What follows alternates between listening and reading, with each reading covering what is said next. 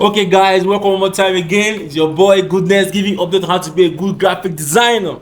Yeah, so today we're gonna do a shape just like this. Okay, it's very simple. Don't worry about it. I'll tell you how to achieve it. So it's very simple. So what you're gonna do first is what? Draw your ellipse or a circle, something like that. But you pick your circle too. And don't draw like a perfect circle. Yeah, just something like this. Okay, then what you're gonna do next is what? You have to what? Go to your pick tool. Yeah, click on your pick tool. Now clicking on this shape, now dragging it up, left click, drag up. You see now your shape is going up, but I want you to hold down your shift key. This shift key will enable us to shrink the shape to the center. You understand? So when shrinking the shape, don't drop your left click, right click at the same time to what? Duplicate it. I'll come again. So I'm going to repeat the same step over and over again. You can review the video and see how I did it. Now what I'm going to do again was, as I'm dragging this up, hold your shift down, then right click. As you're dragging it up with your left click, hold your shift down, then right click. That's how you keep on doing it until you what? Get to the number of what circles you think you are okay with. Okay, I think this one is okay for me. Now the same thing will apply to doing it vertical like this. We're going to also do it to the horizontal. So you click on this, come back, click on this big one. Okay, drag it. As you're dragging it to your towards your left, hold your shift, then what? You right click. Do the same thing, drag in, hold your shift, then you what? You right click. Do the same thing, hold your shift, then you what? You right click. Do the same thing, hold your shift, this last one, then what? You right click. Beautiful. So once I achieve this, now what we're gonna do, we have to put our straight line, this straight line and this other straight line. So look for a tool they call pen tool.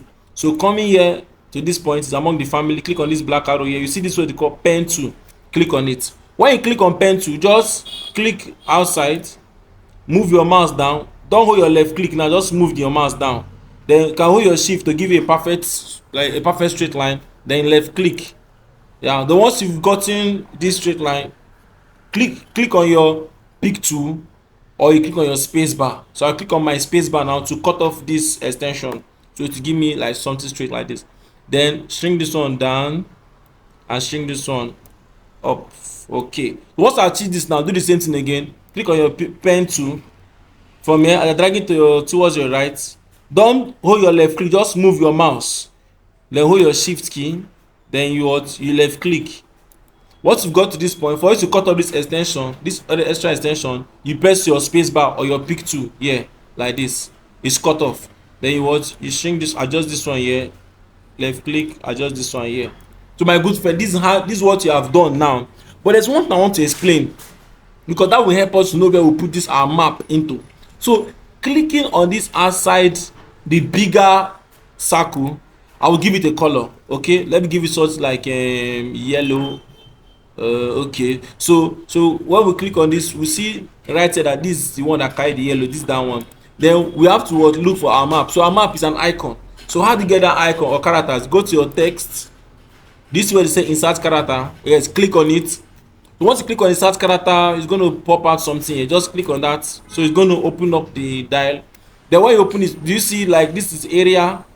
If you scroll down, this is all the characters you have on that area. But I want to use what you call webdin.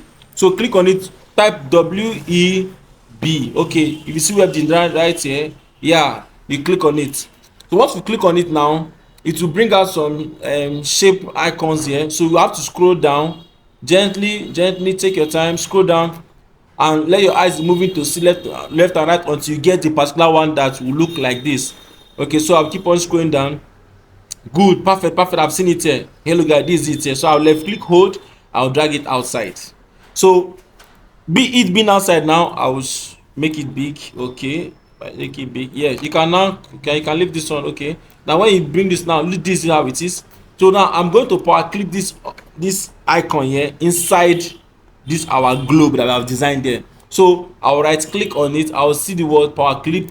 Now mind you, I'm not power clipping inside any of this small circle, because if I power clip inside this small one, we will not achieve our aim. So I'll Ctrl Z. So I'll right click, I'll power clip inside the big one. So this is where the big one is. I'll click on it. You see it now, it automatically enters and fills up everywhere. So that's how you do it. So when you achieve it like that, then you can go back, click on this big one and change it back to white. So guys, this is how you achieve a globe like this. They can also make some adjustments. If you right click on this edit Powerclip, you can adjust it any way you like, any way you like. Okay, yeah, then right click and finish editing this level. So guys, this gives us the end of our tutorial. So please, what you've learned today is how to what power clipping things inside other objects. So power clip, make use of a globe, make use of your eclipse tool. Yeah, so these are the tools that can help you become better in what vector 2 designs and graphic design. Do have a nice time. Bye bye.